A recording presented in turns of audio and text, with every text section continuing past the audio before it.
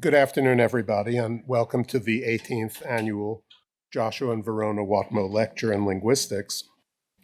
As many of you know from past Whatmough lectures, the series was established by a gift of the Whatmough family, and especially of the late Mrs. Verona Taylor Whatmough. Professor Joshua Whatmough was the founder of the Harvard Linguistics Department. He came to Harvard from England and taught here, first in the Department of Classics, from 1926 until he retired in 1963. In 1941, he became the first chair of what was called the Department of Comparative Philology, which 10 years later changed its name to Department of Linguistics. So that's how we got to be here. The progression from classics through comparative philology to linguistics was reflected in Professor Whatmough's work. By the 1950s, he had moved from the philological investigation of Latin, Italic, and Gaulish inscriptions to the study of language more generally. He was intrigued in particular by the potential use of information theory and mathematics as a tool in this enterprise. The turn to general linguistics in the 50s for him is reflected in his 1956 book, Language, A Modern Synthesis. Whatmough died prematurely in 1964, less than a year after he retired from Harvard. He was survived by his wife, whose will established the lectures, by their children Jeremy Whatmough and the late Theodora Whatmough Green, and by their grandchildren. I'm sorry to have to report that the Whatmough's son-in-law, Fred Green, a regular attendee of the Whatmough lectures since the first one in 2006, passed away last month at the age of 97. The department extends its condolences. Fred was a lively presence at these events, and he'll be greatly missed. With us today are two Whatmough grandchildren, Alan Green and his wife Kathy, and Phil Green and his wife Karen and son Sam. All are old friends who we're delighted to welcome back. With that, we can move to the academic part of our program.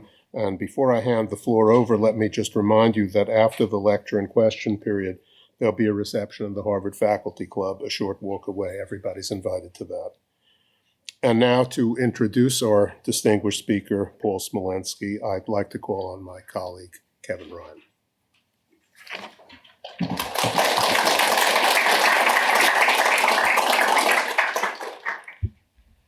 I'm pleased to introduce Paul Smolensky and delighted that he's talking today on this topic. It's obviously a popular and timely one.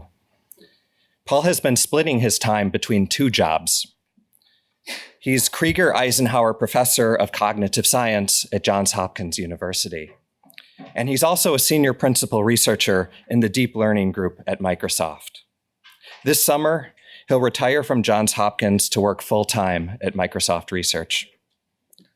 Paul graduated from Harvard, class of 76, with a degree in physics, summa cum laude.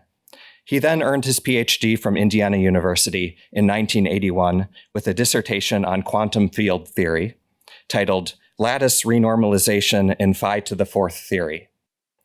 After a research appointment at UC San Diego, he became a professor of computer science and cognitive science at the University of Colorado at Boulder before moving to Hopkins in 1994, where he has been since. In the mid-1980s, Paul was a founding figure in the parallel distributed processing movement, a new wave of AI research, working alongside Rumelhart, McClelland, Hinton, and others. He discovered tensor product representations, a mathematical framework bridging connectionist networks and symbolic structures. He also developed harmony theory, a framework for optimization in cognitive systems. And this is where linguistics comes in. I promise you there will be linguistics. Almost as soon as Paul turned his attention to linguistics, he sparked a revolution in the field, a testament to interdisciplinarity. In 1993, he co-authored with Alan Prince the manuscript Optimality Theory, which redesigned phonology from the ground up, replacing earlier rule-based approaches with a parallel constraint-based architecture. Optimality theory, along with its variants, remains the leading framework in phonology today and represents one of the two most significant revolutions in phonology in the last century. Also in the very early 1990s, even before optimality theory, Paul and his collaborators introduced harmonic grammar, a constraint-based theory like optimality theory, but where constraints have numerical weights, extending Paul's earlier harmony theory. In the past 2 decades, harmonic grammar and its offshoots, like maximum entropy grammar, have seen a major resurgence as linguists increasingly grapple with gradients, variation, and learnability. Paul often seems to anticipate where the field is going, years or decades before the field gets there. In the 2010s, he developed the theory of gradient symbolic computation, extending optimization frameworks by allowing symbols themselves, not just constraints, to have activations. Paul continues to lead the field in relating symbolic systems to their connectionist underpinnings, showing how grammar, concepts, and reasoning can be grounded by neural networks. For doing so, he received the 2005 David E. Rumelhart Prize in Cognitive Science. But his research program is not reductionist. He sees clear roles for both linguistic theory and neural computation. Paul has published several books, including The Harmonic Mind in 2 volumes in 2006, co-authored by Geraldine Legendre.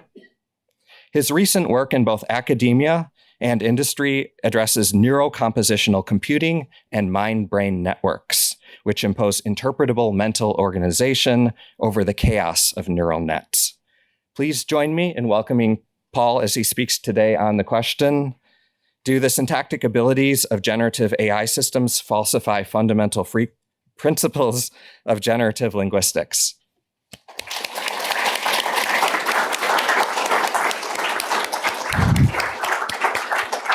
Thank you. Fundamental Frequency, I heard that.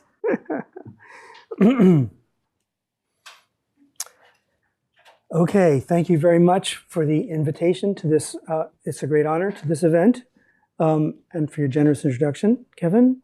It's going to be my last lecture as a professor, and it's satisfying to end my journey where it began in the linguistics department at Harvard, where as an undergraduate, I took a general education course called Linguistic Inquiry, taught by George Hankomer. And that course changed my life and led me to spend the most rewarding years of my career as a linguist. Even before I started working in linguistics, that course influenced my work. The neural network method that Kevin mentioned in his introduction, harmony theory, got its name from vowel harmony, a topic in Hankomer's course that I found especially elegant. Okay, now to the talk. Everyone has a handout. I'm sure you've had time to scrutinize it. Have you found the syntactic error? Anybody? Okay, well, congratulations. You're all competent speakers of English. There is no syntactic error. That passage was created by Claude, a large language model, a contemporary generative AI system. And I don't know about you, but I think the style is awesome. I wish I could write that well. Now, it's possible that Claude's implicit knowledge of English could allow it to replace native speaker informants in linguistics research. But what if its meta-linguistic knowledge of English syntax and literary criticism, for that matter, could it replace linguists and literary scholars? Well, for this and for Claude's own commentary on the passage that you read, ask in the question period, and we can come back to it. But on to the main line here. Claude is an artificial neural network. That means it has no built-in discrete symbol structures or rules for manipulating them. And because of this, until recently, it was widely accepted that neural networks can't generate human-like syntax. But Claude and other language models show this is incorrect. What else that was widely accepted is now clearly wrong. Specifically, here are the questions we'll look at today. Do language models' abilities to generate rich, well-formed syntax falsify the following principles of generative linguistic theory?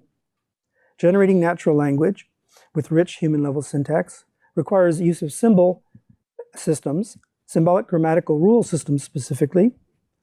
That theoretical explanation in generative linguistics requires built-in discrete symbol structure, that children's ability to acquire language requires innate knowledge of grammatical rule systems, and that linguistic universals can only be explained from innate limitations on what languages are learnable. So I'll talk about all four of these, but the quantity of discussion will decrease sharply from 1 to 4, 1 being almost all of the talk. And only one slide each for 3 and 4, I regret.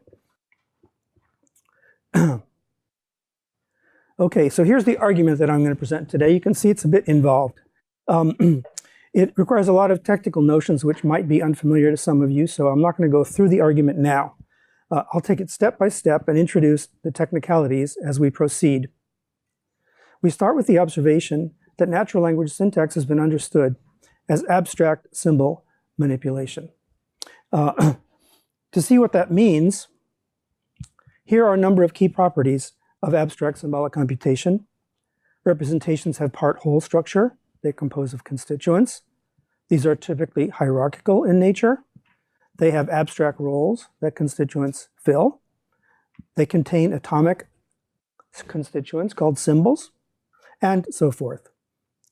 A simple example of a syntactic rule, of a symbolic rule often deployed for analyzing natural language syntax is this simple phrase structure rule, expanding a verb phrase as a sequence consisting of a verb followed by a noun phrase, the object of the verb, as in saw Kim. The second main character in the story is production systems. We will argue that these provide a higher level abstraction of computation in language models like Claude. So what is a production system? Production systems have been a mainstream symbolic computational architecture for modeling all aspects of human cognition since soon after the emergence of cognitive science in the mid-20th century. And it's been central to computational linguistics since it began around the same time. A production in this context is an if-then rule, consisting of a condition and an action to be carried out when the condition is satisfied. Computation plays out over a working memory that holds compositional structures built of symbols. Some of these structures may be goals. A production rule has an action which changes the state of working memory, and a condition on the state of working memory that must be met for the action to be carried out.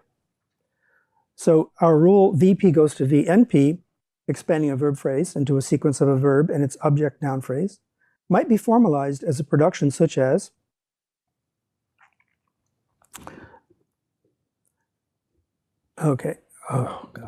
clumsy fingers here.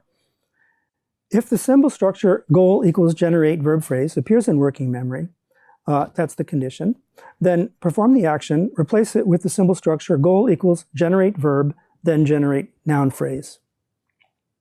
So with that background in place, we'll take up the crux of the argument. First, large language models, like Claude, generate natural language text with human-like syntax. So what are large language models, which have absolutely revolutionized AI in the past few years? A language model receives as input a string of words, the prompt. It then produces a continuation, another string of words, one at a time. If the prompt begins a story, the language model generates a completion of the story. If it displays a pattern, the language model generates further text with that pattern, which is our focus in this talk. If the prompt is a question, the language model generates an answer. If it's a problem, the language model generates a solution. If it's a request, the language model generates text to satisfy it, including writing computer code, which they excel at. The prompt that I gave Claude to give it, to prompt it to create the passage you read called Final Reunion, its title, was, in the style of Marcel Proust using very long sentences and long paragraphs, describe the event where brother and sister Alice and Bill meet at the funeral of their mother after not being in contact for 15 years. So the little wheel spun for less than 2 seconds, and then brrrring, word by word, what you read came out much faster than I could possibly read it. Wish I could do that. Rather than directly taking on explaining how language models master natural language syntax, we've started with a synthetic surrogate that we call templatic generation. The task we study is a type of so-called in-context learning. Here's a first example. The prompt provides a question-answer pair, highlighted in green here. The question is, the program was translated by a compiler. And the answer is, translated a compiler the program, a logical form. The prompt then provides a cue for a continuation. Now highlighted in red text, given the question, my big dog was chased by a small black cat, what's the answer? And it's supposed to produce the continuation, chased a small black cat, my big dog. And in essence, this requires implicitly recognizing the question-answer example in the prompt at the beginning in green as an instance of the template shown in 3 here, Q, X was V by Y, answer V of Y and X, Z. X, sorry. Here's another example of the same form. This is an inference rule in propositional logic. Here's another one, which is an arithmetic equality. This particular example is going to be analyzed in detail in the following few slides. It says that asserting that X implies Y is equivalent to asserting that either Y is true or X is not true. This is called in-context learning because the model must infer for each new prompt. Each of these prompts is a different task that it has to solve. The model must infer for each new prompt the relevant template for deriving that prompt, from which it then uses to generate its continuation. Now, I think it's just inference. It's a misnomer to call it learning. But I learned long ago that in the neural network world, unless your work addresses empiricist learning, no one will be interested. So we call it in-context learning. Now, what we really want is a task consisting of pure, meaningless symbol manipulation to study the capabilities of language models for this underlying capability for syntax. We want the task to be free of meaning from natural language, programming languages, math, even numbers. So this is what our templatic generation task provides. Here's a proper instance from our data set. Hope you can read it. The symbols are meaningless. And it's only the pattern over their appearance that defines the template and provides the information needed to continue it. Now, we want this kind of task because in standard work on in-context learning, what we have are cases like this one, question twice X, answer XX. Question twice Y, what's your answer? If the model says YY, as we expect, then is that because it has done some abstract symbolic manipulation to recognize the pattern, linking twice X to XX, the question and the answer? Or is it because it simply knows the meaning of the word twice in English, which actually it certainly does. So we wanted to be free of semantics and study purely symbol manipulation in the abstract. And that's why we look at a whole data set of prompts like this one. So as I'm sure you can all see, the correct continuation for 10 is that. And that derives from this template. So you'll agree at least that it's pretty meaning-free. Shortly, I'll review the evidence that language models can succeed at this task to a limited degree. But first, I'd like to show you that templatic generation requires serious symbol processing and is driven by abstract syntax. So in brief, as we'll see in detail, templatic generation requires the system to view the example, in green here, as a sequence of syntactic categories, and then generate that same sequence of syntactic categories, filling the categories with new text from the queue in orange. So next, I want to convince you that templatic generation really requires serious symbol processing and is driven by abstract syntax. So understanding how a language model can do it is actually on the path to understanding Claude. Okay, so this is the case of the propositional calculus inference rule for implication that we looked at a moment ago. The model is given the prompt in blue text and asked to generate the response in orange text. In our templatic text generation task, the text string has two portions, an example and a queued continuation. for generating new text. We need to recognize the template exemplified by the given example and repeated in the queue. It can be represented by this constituent structure or parse tree. The top two level portions of the two top level portions of the prompt are the example, X, and the queued continuation, C. The example, X, has two regions, a Q region, which poses a question, and an A region, which presents an answer. And each of these consists of a sequence of abstract syntactic categories we call fields. The Q region's fields are called FQ, F1, F2, F3. The A region's fields are FA, and then a repeat of F3, recognizable by a repetition of the symbol that fills it, namely Y. Then a new type of field, F4, with new symbols. Then followed by F1, also recognized by repeating the symbol X that filled F1 in the question region. And then a new final field, F5, which just closes with a period. After the example comes the queued completion. It repeats the syntactic structure of the example with a question region and an answer region. In the queue region has the same sequence of fields as in the example. But the symbols filling some of the fields have changed. FQ and F2 function as fixed delimiters with the same symbols as in the example.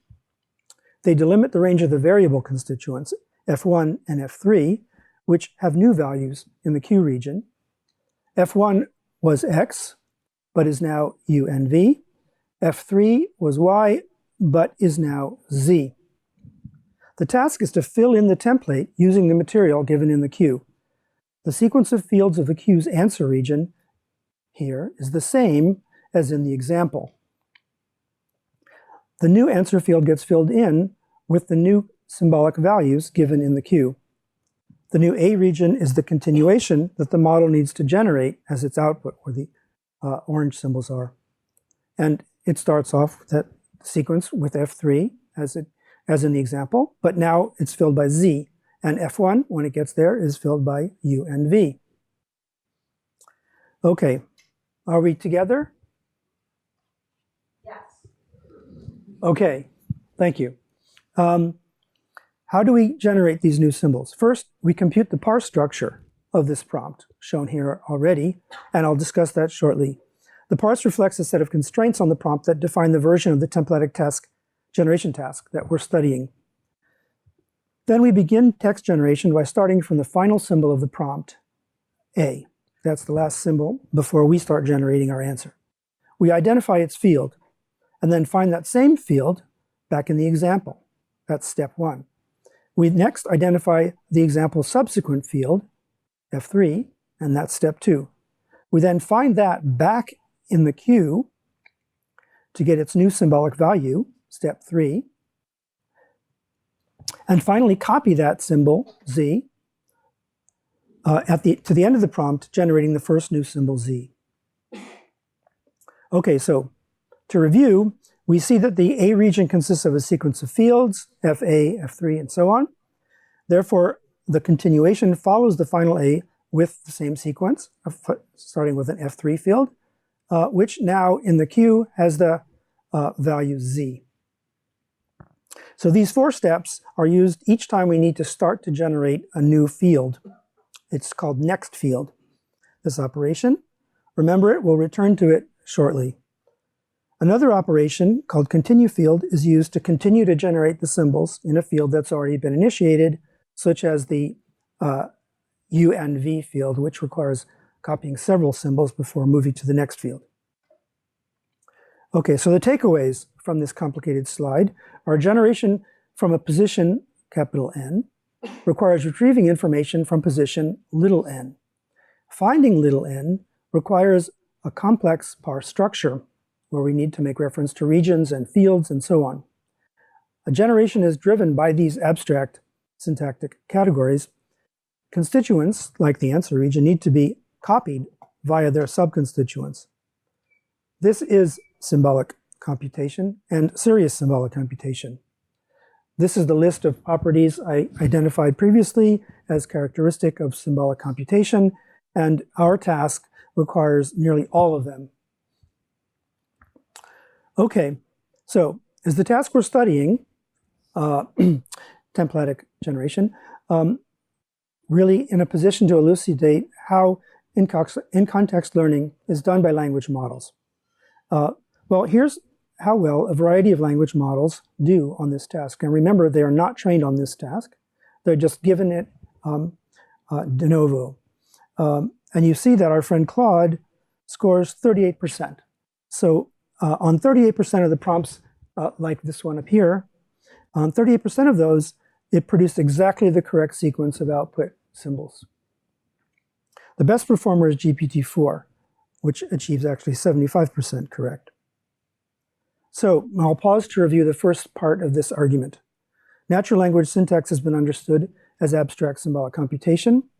Production systems model cognition with abstract symbolic condition action rules. Large language models generate natural language text with human-like syntax. Language models can perform templatic generation, a synthetic surrogate for natural language syntax. Are there any questions on the first part of the argument? Yes? So this is what it generates right off the bat, right? Like you presumably do a little bit of feedback training, maybe it doesn't think this is what you want it to do. That's right. Correct. This is what it does without ever being told what to do.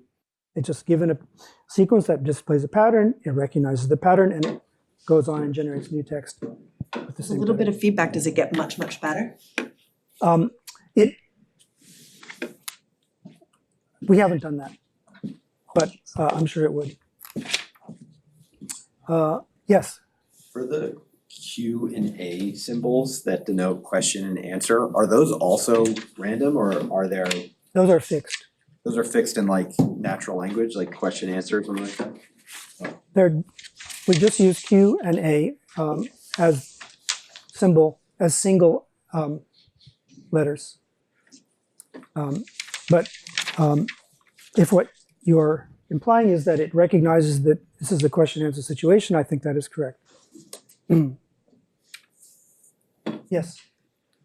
I may be ahead, in which case just tell me to wait, but I think I'm having trouble with the thread of the argument here, which is that so natural language syntax can be described with symbols and symbolic processing, and large language models seem to generate syntax, but it remains an open question whether they're doing that using symbols. So now you have another task that was designed based on symbols and symbolic processing, and large language models are doing okay at that. How is that different from the first problem? We can solve it. We can't solve natural language syntax. Okay, so language models are neural networks. That's a crucial fact. So to be sure we're on the same page here, let me take a moment to review what a neural network is in this context. So an artificial neural network is a hugely simplified mathematical idealization of computation in the brain.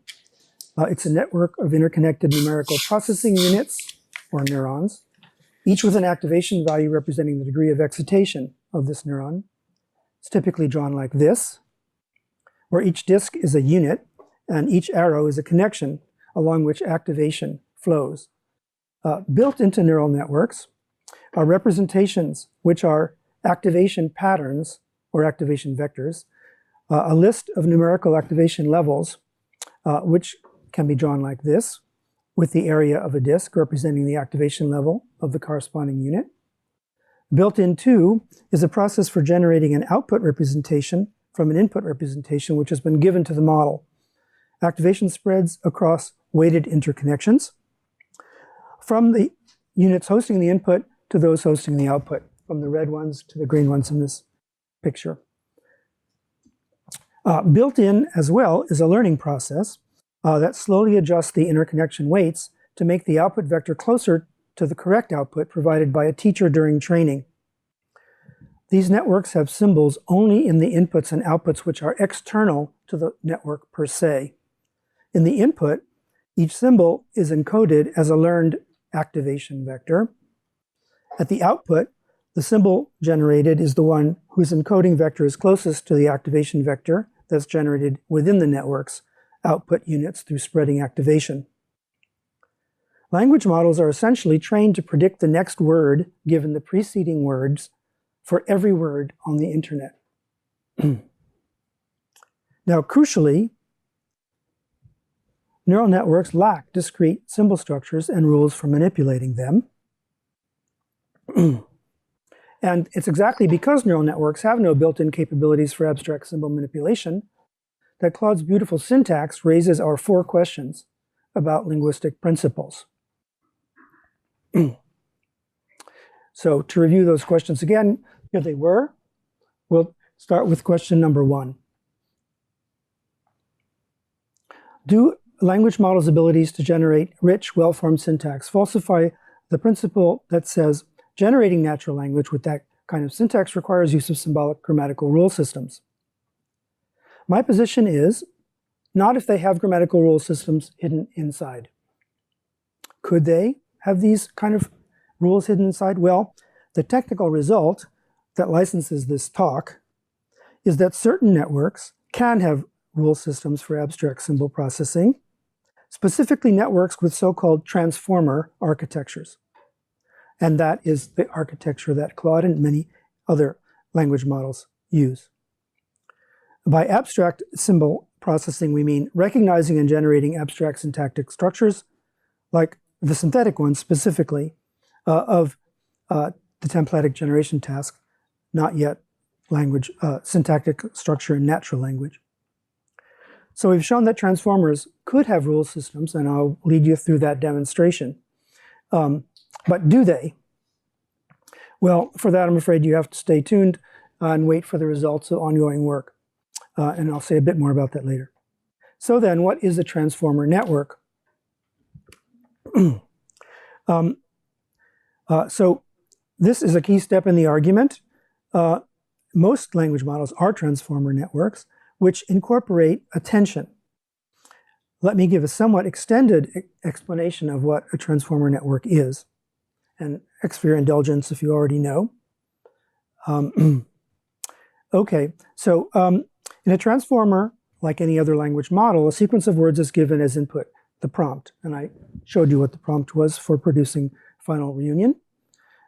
Here's a much shorter prompt. Meanwhile, Michelle, she, and then continuing on from there is the job of the language model. The model needs to continue that text by generating new words one at a time. At each layer of the network, for each word, there is a newly computed activation vector encoding that word in the context of the rest of the text. Each of these boxes hosts those representations. Each of these boxes I'll refer to as a processing cell in the transformer, and then this row of them is a processing layer.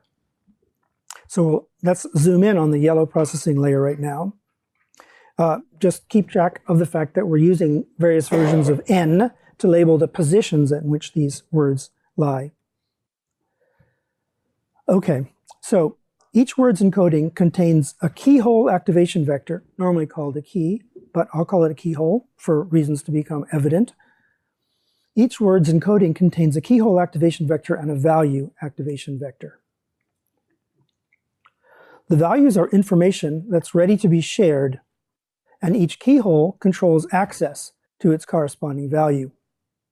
To compute a word's encoding at a given layer, say the word she, the word she issues a query, which is encoded as an activation pattern, the only kind of representation we have.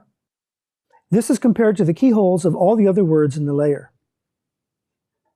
Where there's no match, where the query cannot fit the keyhole, nothing happens. But where there is a match, when the query matches the keyhole, the value associated with that cell is sent to N, which issued the capital N, which issued the query, which averages all the received values that it gets that way. And this is how the encoding of she acquires information about the antecedent Michelle. Now, all the cells actually contain both the keyhole value and the query functionality, although I've split them up for this purpose here. And those vectors, keyholes, values, and queries are all computed from the input that flows into each cell from the layer below. So in this example, the query for she might encode a request to find an antecedent with gender female, and the keyhole for Michelle would match this with its own specification of gender female, and the value vector might encode spouse Barack, and that is what is sent back to the representation of she in this whole process called query key value attention. And below, as here, we'll denote the position issuing the query as capital N, and the position sending its value as little n. Okay, recall that I'm arguing that transformer networks can have hidden within them rule systems for recognizing and generating abstract syntactic structures, specifically for performing the templatic generation task, which, as you'll recall, is defined by prompts like this. Now, evidence that this task is relevant to understanding language model syntactic abilities was already mentioned. Language models can do this task without any training to do it. And it's also true that transformers can be trained from scratch directly on this task, and they succeed to some extent. These networks are not trained on next word language modeling over the whole internet, like the language models are, large language, but on examples of our task specifically. We can return to this question later in the question bit if you're interested, but a short version of this is that transformers can learn the task nearly perfectly as measured by tests drawn from the same distribution of prompts as given in training. But they struggle to generalize beyond that training distribution. We're going to build a model, by the way, that performs perfectly on this task completely outside the training distribution, because there actually won't be a training distribution. Our focus today is not on learnability, it's on computability. So we want to know what neural mechanisms internal to transformer models enable them to do the kind of symbol processing they do, albeit limited. Can they have symbolic rules hidden inside? So let me pause again to review. Large language models are neural networks that have no built-in capabilities for abstract symbol manipulation. So the question then arises is, if these neural networks can do such a good job with natural language syntax, does that falsify premises of generative linguistics about the need for symbolic manipulation? The first such question is, can we conclude that such rules are not needed because these models lack them and they don't have built into them capabilities for these kinds of rules. But the ones with attention, transformer networks, can learn to do this kind of symbol manipulation in context quite well. Any questions? Yes?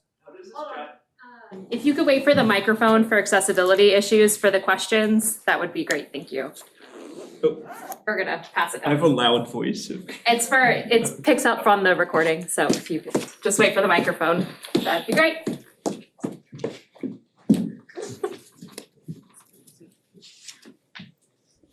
Thank you. So I'm surprised the transformer architecture matters here, because if you're working at the level of like I'm not saying that it matters, I'm saying that it suffices. So yeah, if you're working at the level of computability, so that you can have an RNN with enough precision, it can simulate any sort of automaton. Is there something? But attention You'll seems see. more like okay. We're going to show how attention can be understood as production rules. Okay, so it's I'm not more saying sort that of this is human the- readable, and corresponds to linguistic symbolic manipulation. Thank you. Yes, that's right. That's the role it plays.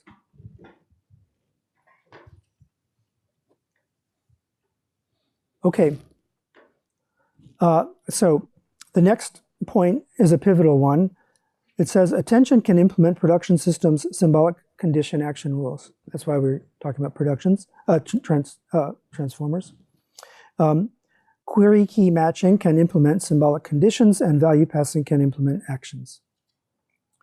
Okay, so recall that the question at the heart of this work is what neural mechanisms internal to transformers enable them to do the abstract symbolic processing that they can do and is required by the templatic generation task. Can they have hidden symbolic rules? Okay, so to address this question, we've developed the Transformer Production Framework, TPF. To create this, we followed advice from Hamrick and Mohammed, who suggested formally deploying for the analysis of machine learning models the influential computational levels advocated by the legendary cognitive scientist David Marr. TPF is a framework for hand programming transformer weights, not for learning them from examples. The top level, the functional level, is where we formally define the templatic generation task. Below that is the algorithmic level, which is actually two sub-levels, a more abstract algorithmic level that uses production system language to specify computation in our abstract machine called the production system machine. And below that is the less abstract algorithmic level, which uses a different programming language to specify processing in a different abstract machine, the QKV machine, which is a symbolic abstraction of the transformer architecture that uses query key value attention. Finally, the implementation level uses continuous numerical neural network computing in a type of discrete attention-only transformer that we call a DAT.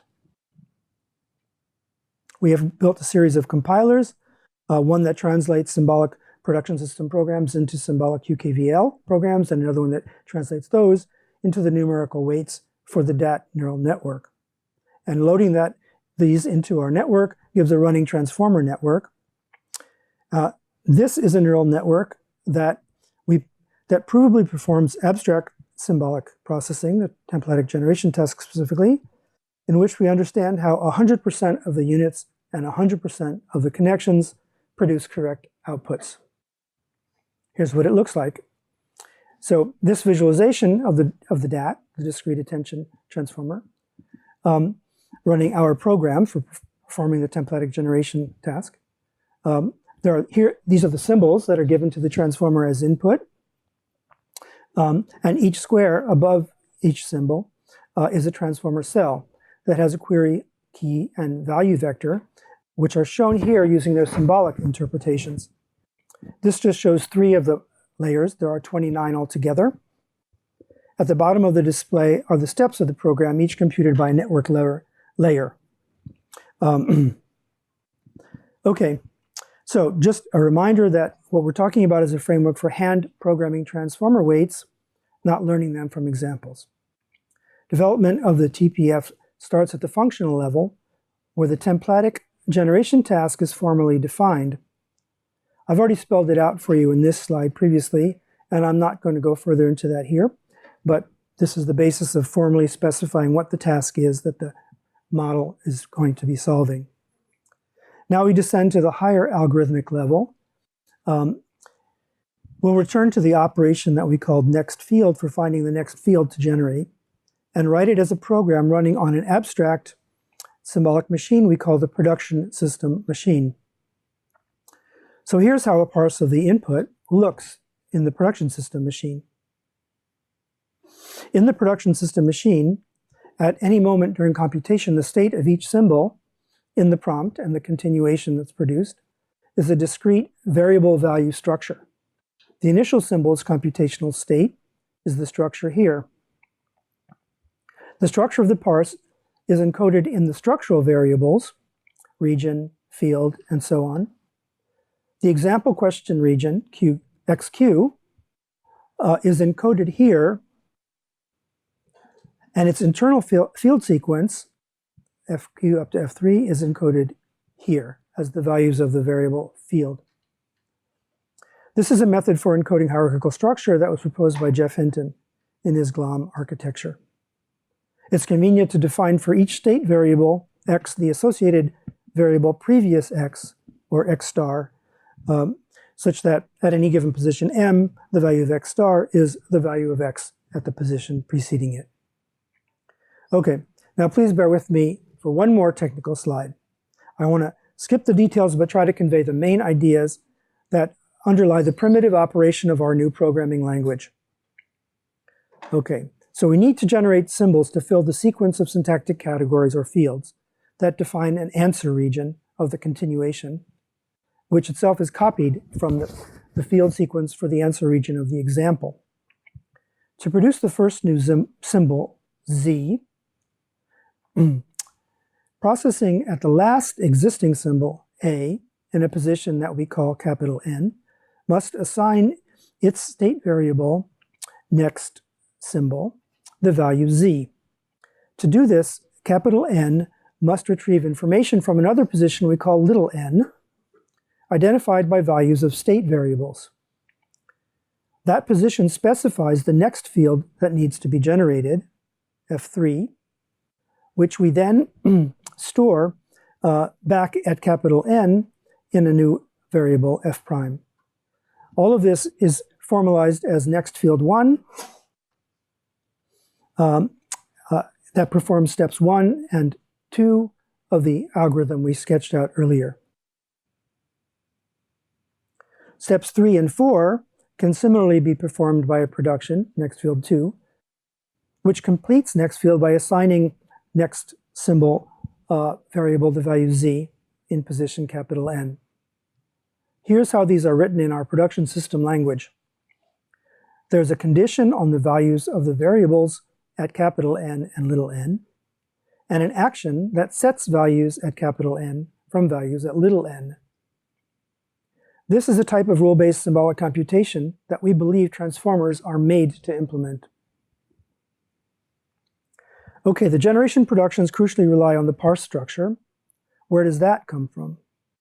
Well, we've shown that the same type of productions used to generate the continuation, which we just saw on the previous slide, can also be used to compute the parse. They're not producing new symbols to put on the output. They're computing the values of all of these structural variables that define the parse. So we've just seen the higher algorithmic level language, PSL, production system language. We'll move briefly to the lower algorithmic level where our abstract machine is a discrete transformer. We'll look at how this production next field 1, which was written here in the production system language, gets compiled into instructions for the QKV machine. First, the conditions are given here. The attention retrieves information at little n for use at capital N by matching variable values like this that are specified in queries and keys. Variable values at capital N determine the query specification, and variable values at little n determine the key or keyhole specifications. They're all symbol structures like that. And then the action is another value specification that uses values at little n to set new values for capital N. That's it. And then finally, we descend to the implementation level where for the first time, we have numerical neural network computation. To implement the symbolic variable value structures in each cell of the transformer, used for the inputs to them, the queries, the keys, and the values alike, we use the absolute simplest method. For each state variable, like the region variable, R, this is encoded by a set of neural units, and each unit represents the binding of a value to that variable. This is a tensor product representation of the simplest type, a fully local one, where variables, or roles, are localized to a group of units, and each value, or filler, is localized to a single unit. Fully distributed tensor product representations can also be used. They have the same formal properties as the purely local one shown here. In these representations, each unit contributes to the encoding of every variable value binding in the whole structure. These are what we expect to find in to be learned in trained transformers, as opposed to ours, which is hand programmed. So we need to be able to look for those, and we will talk about that shortly. So to recap, we've built a neural network that provably performs abstract symbolic processing perfectly, in which the neural states can be interpreted as implementations of symbol structures, and where the operations performed by spreading activation through the weights literally implement symbolic rules, production rules, for solving the task. Okay, how general are these results? Well, they're not particular to the templatic generation task. This programming language is actually Turing complete. Any computable function has a corresponding DAT, a transformer, that exactly computes that function by simulating that function's Turing machine. And in fact, a small DAT with only 5 layers can efficiently emulate a universal Turing machine, which itself can simulate any other Turing machine for any other computable function. So TPF can be used to analyze general computation in transformers via symbolic programs, not just the templatic generation task. Is there independent evidence that intelligence arises through production systems? Just 60 years of amazing work in cognitive science. Just look at the proceedings of the Cognitive Science Conference, going back to the beginning, and you'll see lots and lots of use of production systems to model human intelligence. So this takes us to our final point about the computability question, and that is that circumstantial evidence shows that language models deploy the kind of mechanisms we've been describing to generate human-like natural language syntax. It's just circumstantial evidence right now. So the current work we're pursuing investigates the question of whether trained transformers use something like our TPF algorithm. Some circumstantial evidence for an affirmative answer is that the producer of Claude, the company Anthropic, found so-called induction heads in large language model attention and credited them for enabling in-context learning in the first place. Now, an induction head is exactly our continue field production. Our next field is an upgrade of continue field that goes from just matching symbols present to past to matching abstract categories. The transformer production framework provides formally testable hypotheses for mechanisms of in-context learning in trained models. And there are existing methods already developed to uncover distributed tensor product representations in trained representations. So if something like this is going on inside Claude, we have methods to look for it. Is there independent evidence that trained neural networks learn and use tensor product representations? Well, the discovered technique developed in these references finds tensor product representation approximations to learn distributed representations in trained models. And this method is being used to look for productions inside transformers that are trained on templatic generation and language models that are doing it. So this wraps up our discussion of question 1, computability. Do the language model's competence and syntax falsify the premise that generating natural language with rich syntax requires use of symbolic grammatical rule systems? Not if they have grammatical rule systems hidden inside. And could they? Yes, we have proven that they could. Okay, so to review the last points that we've made, attention can implement production systems' symbolic condition action rules. Query key matching can implement symbolic conditions, and value passing can implement actions. We have some circumstantial evidence, but we're looking for much firmer evidence that large language models deploy these kinds of mechanisms to generate human-like syntax. Okay, now we'll return to the remaining questions briefly. So, do language models' ability to generate wonderful syntax falsify the premise that theoretical explanation in generative linguistics requires built-in discrete symbol structure? Well, it's my view that independent of language models altogether, independent of neural networks, non-discreteness provides power for generative linguistic explanation, even within the demands of generative linguistics. The non-discreteness example in neural networks can be a strength and not a weakness. Here's the most ambitious agenda for use of grammatical explanation with non-discrete, that is to say, continuous or gradient symbolic representations that a number of us have been exploring. Now, you may have noticed that it sometimes happens that not all linguists agree on what the right discrete symbolic structure is to use in grammatical explanation of some phenomenon.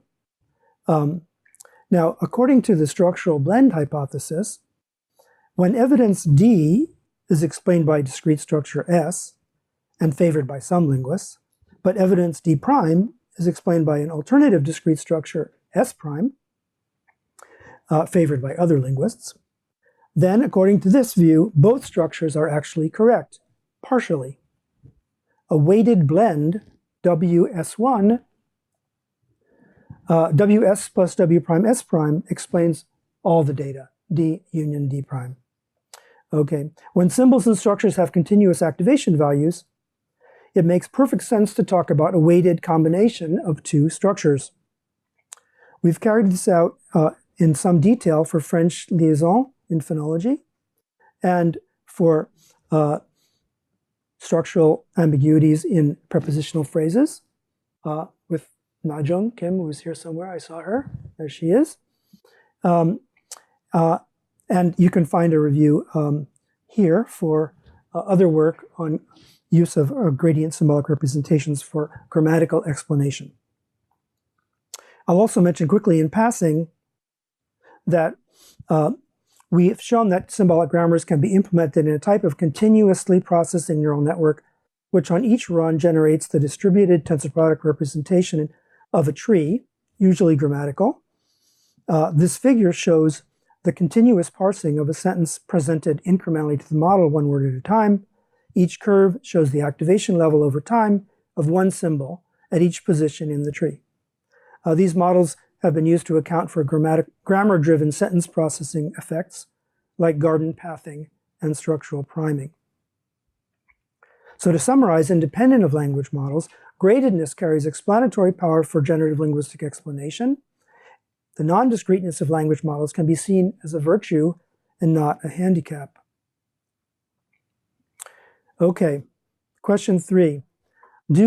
Does Claude falsify the idea that children's ability to acquire syntax requires innate knowledge of grammatical rule systems? Perhaps the million-dollar question here. The qualitative version of this principle says that generic statistical learning from linguistic data can never achieve syntactic competence. And some people believe that. I did, I'll confess. If this is a confession meeting. I mean, large language models have just shocked the hell out of me, but there they are. Okay, language model success shows that this strong version cannot be correct.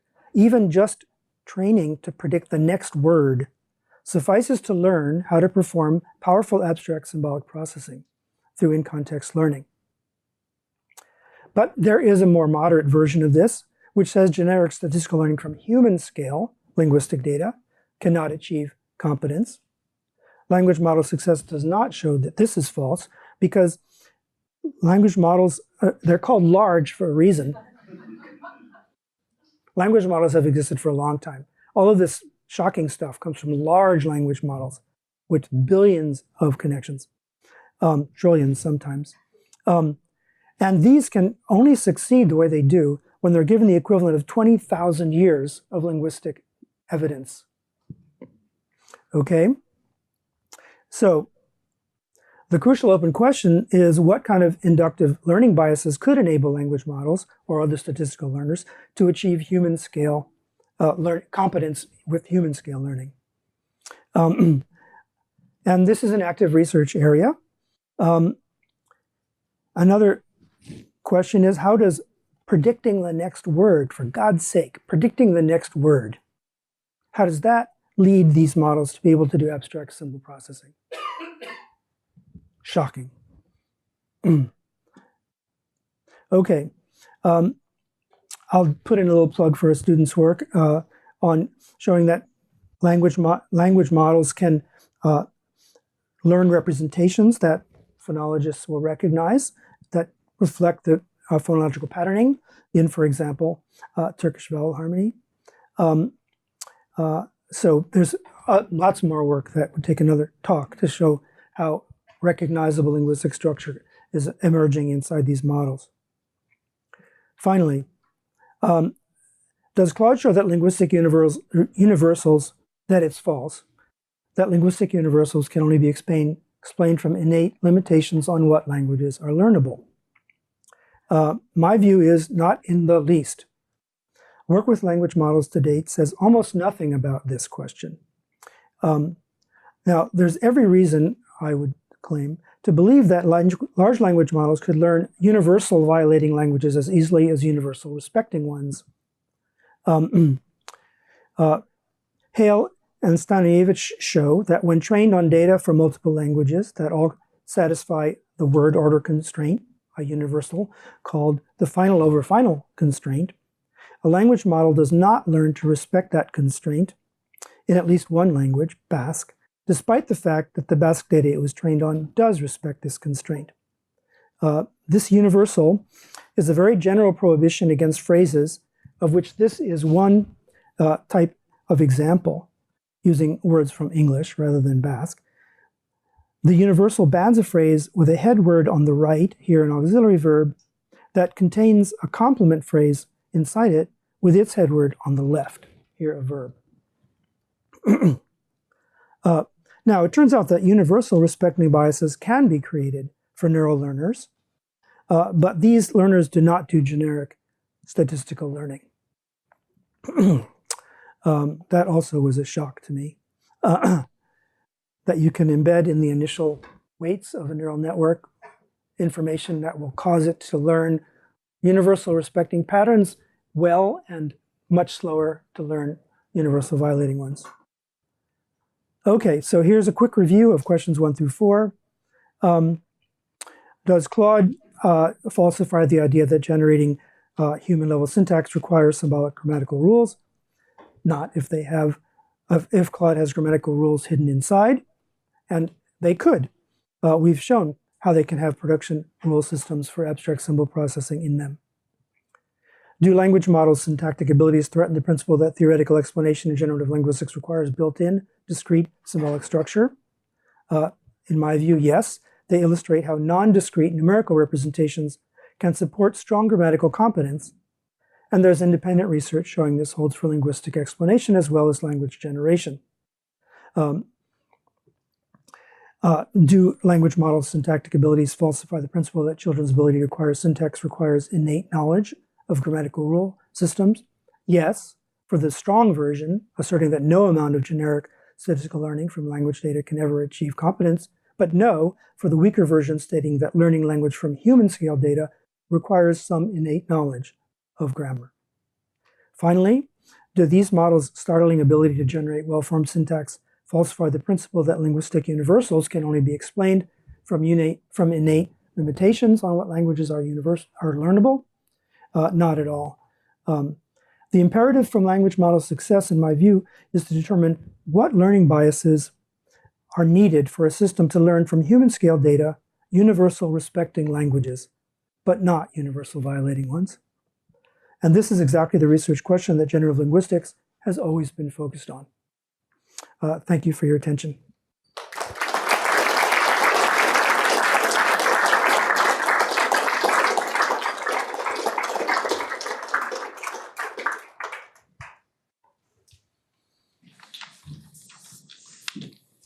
Yes, Roger? Thank you, Paul. Sorry. One second. Thank you.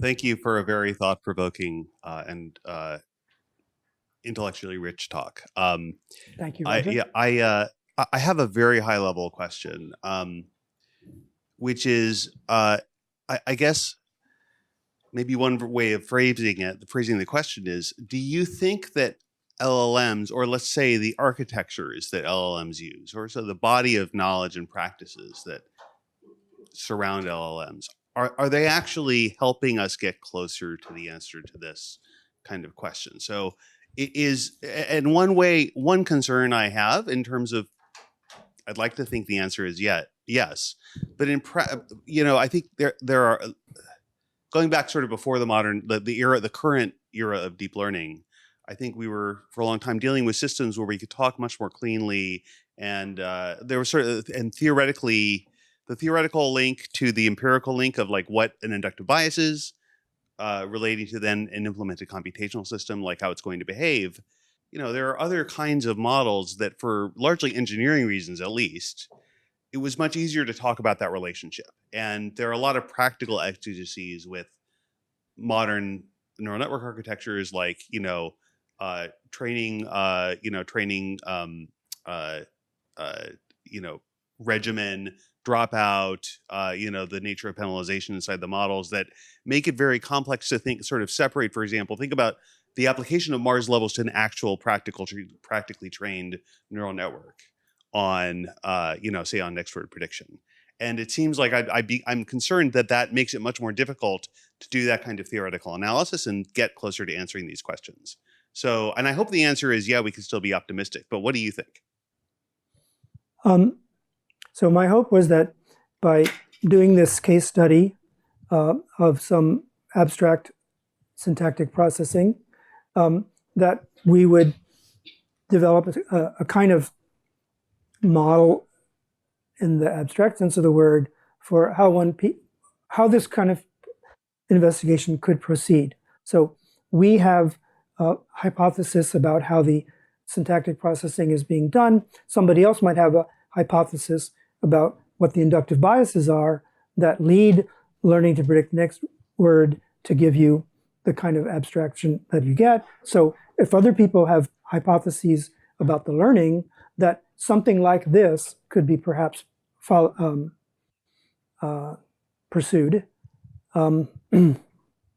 But that's not something that I have a great inspiration for. Maybe just a really brief follow-up. Do you think that the inductive bias can sort of be cleanly characterized separate from a lot of the algorithmic details of how you actually deploy the network in training? Maybe that's a version of the question. Well, my high-level view about how to use these models more scientifically is that the complexity of the models means that we're not going to get closed-form solutions to what's going on inside, fine. But we can still ask very well-designed questions of them. We can ask them to do tasks which are straightforward and simple and which raise the right theoretical questions, and we can try to understand what goes on when they do those tasks. So for example, we could try to track what happens with the weights while they're learning a universally prohibited language versus a universally conforming language, and to see whether biases that we might want to put on those weights to lead them in the right direction have any bearing on what's actually going on. But in general, I think that they're a very complex system. We know that to study very complex systems, you can look at very well-defined specific slices through their competence and try to understand those and build up from there. Yeah, thanks. Thanks for a great talk. So this is sort of related to Roger's question, but what you're making here is basically a sufficiency argument, right? That there, within all of the different ways of parameterizing a transformer, there's one that implements this particular production system, and who knows if it's actually what happens in practice. It would be amazing if you could make a necessity argument, right? That if anytime I'm going to train a transformer on data that looks like this, I'm going to wind up with something that looks implicitly like a simple processing system, Yes. and then maybe more extremely, you go to the real transformer and you try to read off the system that actually governs English according to this model. Like, how far are we from that, or what kinds of technical tools do you think we're missing to be able to make those kinds of necessary rather than sufficient arguments toward the questions that you were raising? Well, I'm not inclined to go in that direction. I do believe, though, that before you can figure out why a model has to behave a certain way, it would be useful to know that behaving that way actually solves the problem or something like that, and that there is a way for it to behave that way. And so my hope is that by understanding better how these kind of things are sufficient, then we can at least have a starting point for asking what else might be able to do what these do, and is there some necessity about it?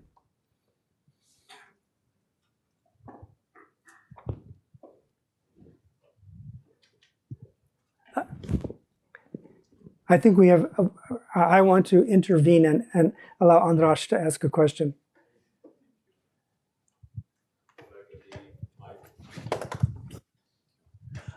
Thank you for bearing with me. Wonderful talk. Old friend. Just one remark and one question. The remark is about your point number 3, that clearly 20,000 years of primary linguistics data is a little too much. But maybe the distinction should come from the fact that the LLMs suck as pattern recognizers, whereas humans are brilliant pattern recognizers. So maybe they see the pattern based on much less data. And this does not particularly require language-specific skills. It may just be that in general, it's good for survival in the jungle or whatever to have good pattern recognition skills. So that maybe that's not a language-specific mechanism that we are seeing here. It's a generic biological mechanism. Right. That's just... So the hypotheses that we have from this work show what kind of weight matrices will give you abstract symbolic pattern matching instead of attending to the specifics of the words themselves, okay? So one reason I think maybe these models suck at pattern recognition is that they're way too good at memorizing. And so they just suck up all these examples and they don't have a strong pressure to do anything but memorize, whereas we perhaps do. But the point is, we have hypotheses about what kind of weights and what kind of biases you could put on the learning process to push it in terms of weights that ignore the content of symbols and just look for their patterns. We know very much how that plays out in this case. So we can look for that. We can try to inject those kinds of abstraction favoring biases in the learning process. Okay, and the technical question is that you had the compiler. I think that is going from the fact that you can, production systems are sort of powerful enough to do Turing machines or even a universal Turing machines. Going to the actual compiler process that you outlined is a little bit too fast in that the first compiler stage, it looks just like an LR1, basically shift reduce parser, nothing more. And those guys get into trouble when you have ambiguous symbols. I think this should be taken offline, Andras. Okay, fine. When I hear shift reduce, I say, let's take it offline. So, but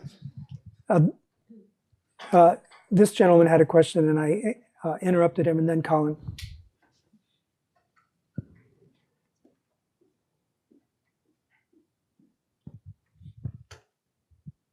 Hi, so this might be kind of building off the earlier questions, but one kind of issue that there could be in theorizing is that these architectures might slice the hypothesis space too thin. Mm-hmm. You know, this question of like, what's the secret sauce?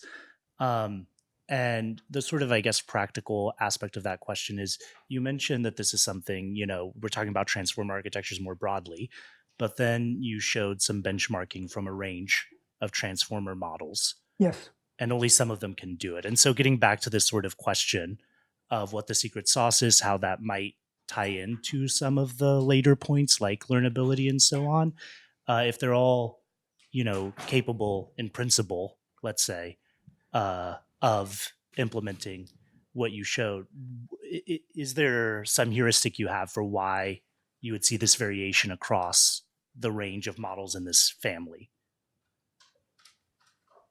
Not really, no.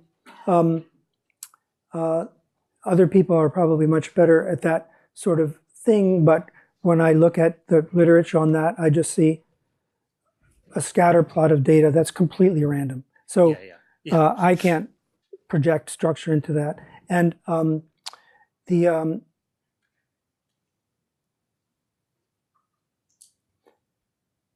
I do think that there is something. I mean, transformers were a revolution, and I don't really think we should overlook that fact, even though there are many other architectures which can be brought into service too. But when I saw that transformers could do this kind of in-context learning, I just thought, no way. There's no way that these stupid little neurons can recognize that. Remember that example with those it had like 8 different variables in the template. There's no way these dumb little neurons are going to see that pattern and then be able to make use of it with new symbols. But sure enough. And so I just had to know how the transformers do it. And now that I feel like we do know that, we could now ask, what about other architectures? How do they do it? But I'm instead looking to see whether the transformer trained models seem to be doing anything like what we know that they're capable of doing. Okay, so is that okay? Well, yeah, I guess one question I have is, would you maybe predict that of the benchmarks you sort of showed us, that the ones that do better align more with the sort of handcrafted artisanal model you made? That's a good question. Yeah. I mean, I think that we certainly want to focus our interpretive investigation on the models that do very well. Mm-hmm. And so perhaps we'll see that coming. But it's interesting that, GPT-4 does really well. The subsequent models that had reasoning training, they do much worse. Okay. So that's the kind of scatter plot I was referring to. Colin, can you make it quick before we get thrown out of here? Give me a one-word answer, potentially. Oh, no, I didn't mean me be quick. I meant you be quick. Do you think empirically or theoretically that the tokenization procedure matters at all? It doesn't necessarily matter for your prototype architecture that could, in theory, have your own custom token library, programmed by hand. But for the larger models, there's this inductive bias in the form of these tokens, and it's not even clear necessarily if you put an arbitrary pattern in, what words will be tokenized, what patterns will be tokenized within that. Do you think it matters potentially? Yes, and that's why I avoided like the plague. So it was a one-word answer, almost. Okay, Ari, and then.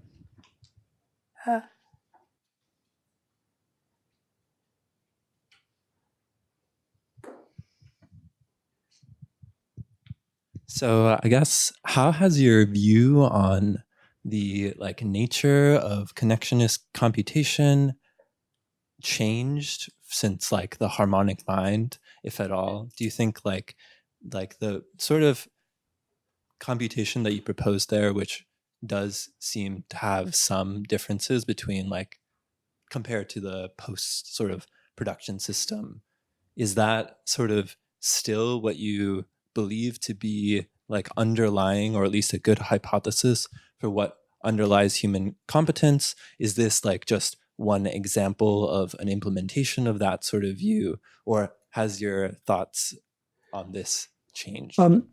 Okay, thank you for that question. If you were able to follow Kevin's very wonderful introduction, you might observe that the kind of computation in neural networks that we use to develop harmonic grammar and optimality theory is not this, okay? And we have argued on the basis of optimality theory that linguistic explanation should be based in constraints and not in rules. So what the hell am I doing showing where we have rules in these networks? That's because I can't argue with success. I mean, transformers are amazing.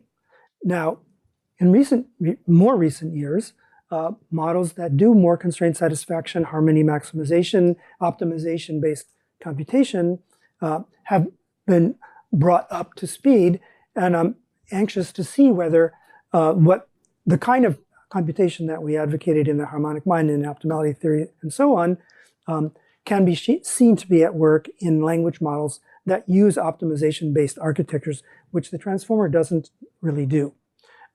So I would like to be able to be looking for constraints and not for rules, but there we are. Okay, yes? So questions 1 and 2, relative to 3 and 4, right? 3 and 4 is really big shift. Oh, I'm supposed to use this. All right. When you switch to questions 3 and 4, right, you're no longer talking just about what a model can capture, but you're actually talking about whether we should put the explanatory weight at learning, right, or at evolution in terms of where an ability comes from in language. And yes, that's fair. One of the things I've struggled with in trying to understand LLMs and what the lessons are that I should learn from them is to what degree are they capturing both of those processes? To what degree are they really just about learning over as it happens over the lifetime? And to what degree is their learning distorted by not potentially capturing evolution? And one of the things I found myself wondering as I was listening to your talk, right, with the importance placed in the transformers, is what happens when meaning comes in, right? Because it's going to be very hard to talk about what was present as language evolved without talking about meaning. And it seems like you're very carefully avoiding, right, problems that link up to meaning. So do you have thoughts about that?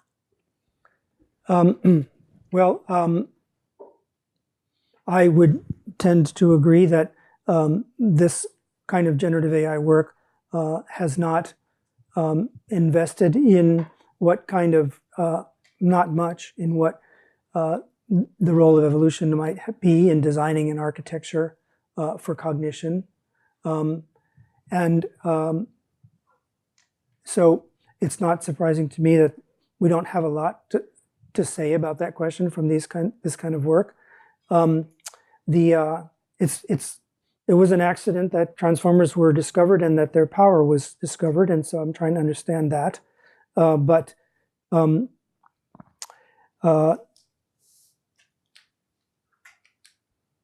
Let's see. Can you remind me of another part of the question? I'm thinking about this 20,000, right? 20,000 years of data going in.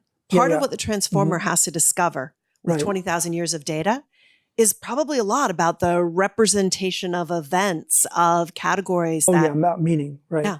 Right. So I wanted this work to be somewhat orthogonal to the work that is obsessed with semantics in language modeling. I don't hold it against them, but that's the way it is. And the fact that these models, they don't generalize perfectly, and then, that's a problem. We got to figure out how to get them to generalize perfectly. Okay, I'm not fascinated by where they fail. I'm fascinated by where they succeed, and how can they possibly succeed to the extent that they do. Okay, and so there's plenty of people who are trying to figure out the semantic side of the story in language modeling, and not much work attending to the formal structure of the learning that I think is important for syntax. And you can argue a lot about the failures of language models to grasp semantics and pragmatics and so on, and people are obsessed with that, fine. But hey, might you notice that their syntax is freaking perfect? Okay, what's with that?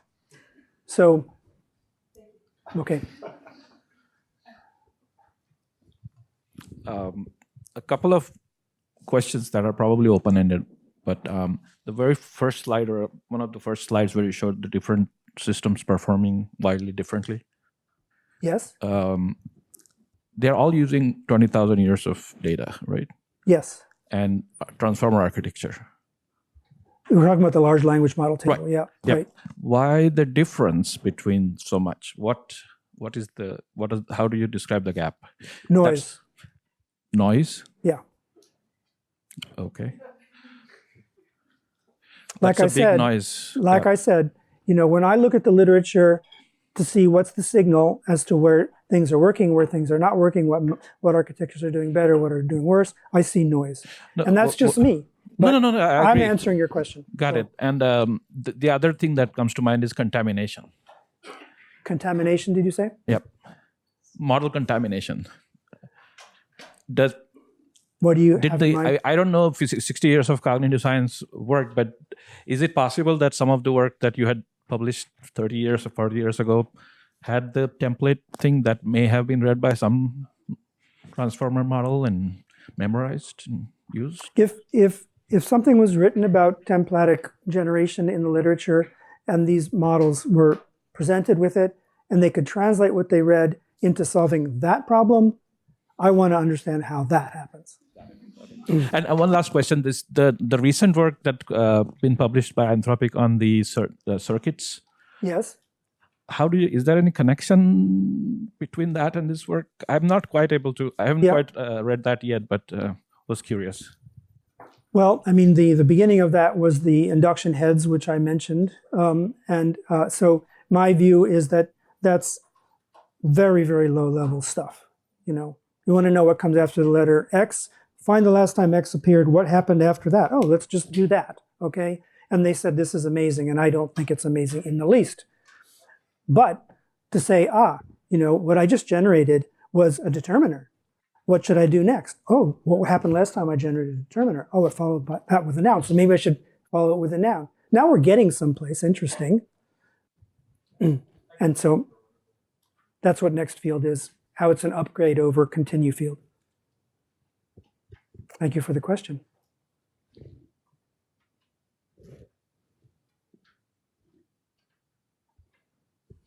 Yes.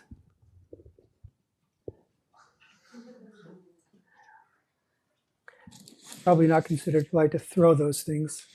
So I'm just asking this because I saw you had a slide where you show an attention-only transformer in one of your evals on an attention-only model.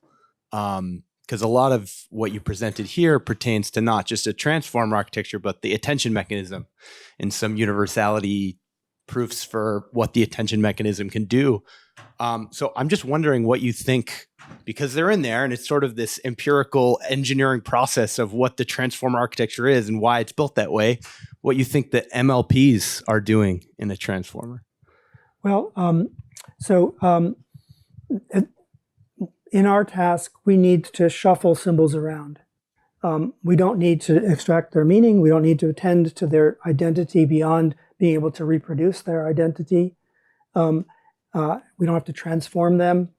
And so I think a lot of those things are what the MLPs are needed for doing, is to transform symbols rather than just take what you have here and repeat it there. So tasks that involve the semantics of the information that is in the prompt are going to need methods for accessing that semantics, and those that need to change, you know, from English to German, they need to have a way of changing the symbols. So that's what I think.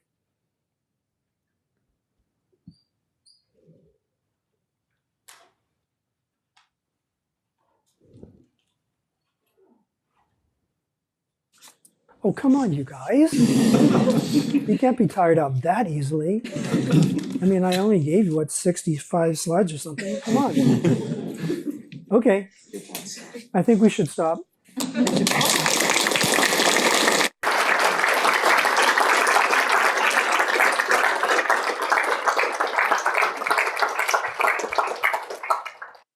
congratulations on your last lecture. Thank you.